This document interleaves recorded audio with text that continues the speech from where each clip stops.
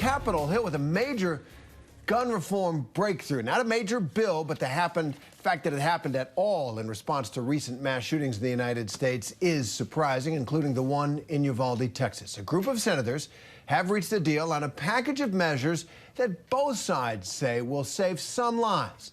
This as that Texas Senate committee hearing continues. The focus today on the connection between mental health and the use of firearms. For more on this, joining me now, Texas Congressman Joaquin Castro, thanks for being here, Congressman. Nice to see you. And let me ask you first about the community there and the family members affected by the school shooting. They're all asking for the school district's chief of police, Pete Arredondo's, for his immediate resignation after the Uvalde City Council denied his leave of absence request from future hearings. He's already testified for hours in front of the state. So what do you think of that? Should he resign?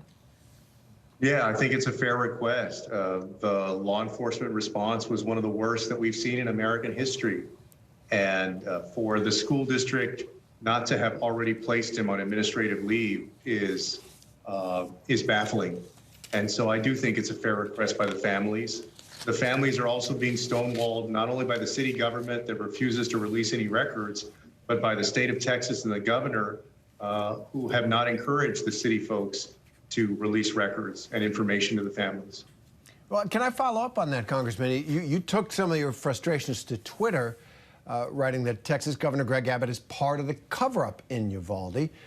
What do you mean by that? It has been horrifying to see day after day that original press conference that he held just getting more and more false. But what do you mean by he's part of the cover-up? You think he's did that deliberately? Sure. Yeah, and I don't throw that around lightly. And it took me a while to come to that conclusion. I was trying to give the state officials and even the local officials the benefit of the doubt. But when you look at the fact that the governor and others got out there in the first few days and praised the law enforcement response, and then their version of the story or version of events changed literally 5 or 6 times over the course of a few weeks, that by itself would be bad enough.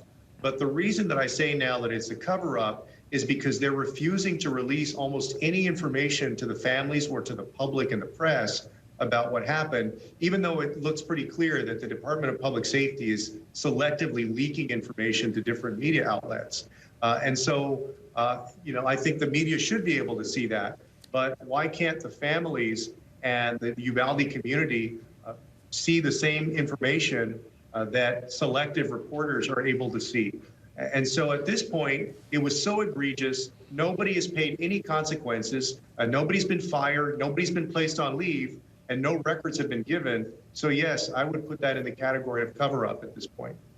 Well, and so does Texas State Senator Roland Gutierrez, who has filed a lawsuit against the Texas Department of Public Safety over access to the records. Our Trevor Ault had a chance to speak with him, and I want to just play you a little bit of that interview. I asked him how many DPS troopers were in that hallway. After last week, they suggested there were none and called me a liar. He had to confirm that there was 12 in that hallway, in and out. They didn't even stick around long enough to figure out what was going on in that hallway. Well, Congressman, there are a couple of things there. First, once again, the claim that DPS has unlawfully denied this Texas State Senator's open records request. But second, and more importantly, what happened? Those men, grown men, armed, standing outside that door. What do you make of that? Yeah, the few family members that I was able to talk to of the victims, they were so torn about the question that hasn't been answered is how could that happen and how could it happen to their kids in Uvalde, Texas? And we still have not gotten an answer to that. And so I support State Senator Gutierrez's efforts, and I hope he's successful in getting those records. Now, we're learning new details about the police response. Texas DPS Director Stephen McCraw, he revealed that the elementary teacher, Eva Morales, called her husband, Ruben Ruiz, who's a police officer for the school district, to tell him she'd been, quote, this according to Mr. McCraw, shot and was dying, unquote. However, when her husband tried to save her, he was detained, had his gun taken away. It's unimaginable. Does that square with what you know? Well, yeah, it is what I had heard from some of the parents who were on site that day and who themselves were trying to get into the school and go after the shooter. They were physically held back by law enforcement, but also one of the moms was told to F off. And she's got her child in that building. Her child ultimately died, and they were telling her to F off there outside the school. So, it's shocking on one level. That's why this needs to be the most transparent investigation that we've seen on any of these kinds of things. Absolutely. For the families, for the community, and for the country, I think we're all horrified it went down there, and the more transparency will heal that and maybe stop it from happening again. And Congressman, while we have you here, I do want to ask you about the hearings that are happening on the January 6th attack on our Capitol. Do you think they're having an impact? What do you make of them? I do.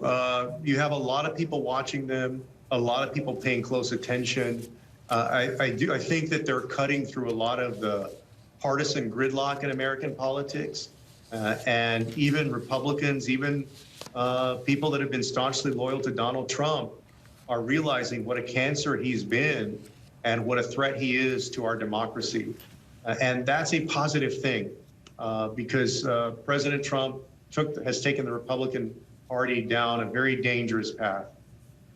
And is still the front runner probably for the 2024 nomination. So Right. We'll see how that goes. Congressman Joaquin Castro of Texas, thank you very much for being with us. Good to be with you.